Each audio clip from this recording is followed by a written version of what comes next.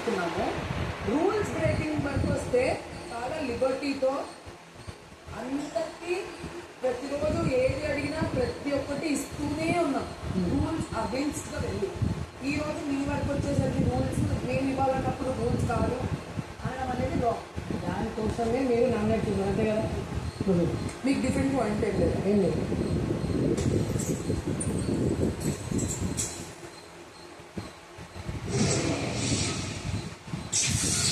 అర్ధరాత్రి 12 గంటలు టెనెంట్స్ వచ్చి నామినేట్ కానీ కాబట్టి నేను మీకు ప్రత్యేక అధికారాన్ని ఇస్తున్నాను.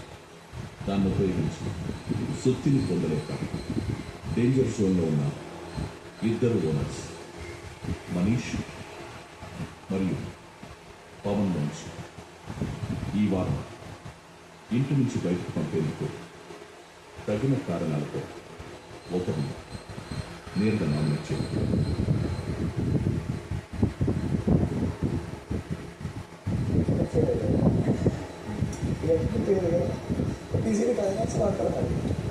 నేను డెమోన్ పవన్ని నామినేట్ చేస్తున్నాను బికాస్ మనీష్ మాట్లాడే విధానం కానీ అవతల మనిషిని అప్రోచ్ అయ్యే విధానం కానీ ఒక పొలైట్నెస్ ఉంటుంది.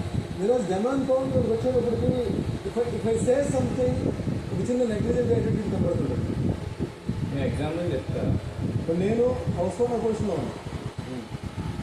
నన్ను వచ్చి నువ్వు అడిగి ప్రాపర్ రీజన్ ఉంది నేను లోపలికి రావచ్చు అని అడిగినప్పుడు ఒక రీజన్ చెప్పినప్పుడు ఆ రీజన్ నాకు కన్వే అయ్యి నేను యాక్సెప్ట్ చేస్తే నా బాడీ లాంగ్వేజ్ ఎలా ఉండదంటే ఏదో బాగుందా ఫ్యామిలీ అనుకో ప్లీజ్ నాకు ఎలా అనిపిస్తుంది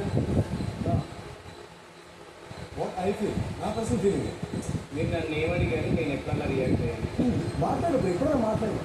హౌస్లోకి రావచ్చు అని అడిగినప్పుడు కానీ ఇది తీసుకోవచ్చు అని అడిగినప్పుడు కానీ లేదా హాట్ వాటర్ తీసుకోవచ్చు అని అడిగినప్పుడు కానీ మనిషికి ఏంటంటే ఇక్కడ నేను ఎక్కువ కాదు నువ్వు ఎక్కువ కాదు ఇక్కడ ఎవరు ఎక్కువ కాదు. మిమ్మల్ని నేను హౌస్ ఓనర్స్గా కంటే నేను కూడా సెలబ్రిటీస్గానే చూసాను. బికాజ్ మీరు అగ్రికల్చర్ అంటే మంచి కష్టమైన దీని నుంచి వచ్చి ఇక్కడ సెలబ్రిటీస్ హోదాలోనే వచ్చారు. నేను మిమ్మల్ని కామనర్స్గా నేనైతే అనుకోవట్లేదు.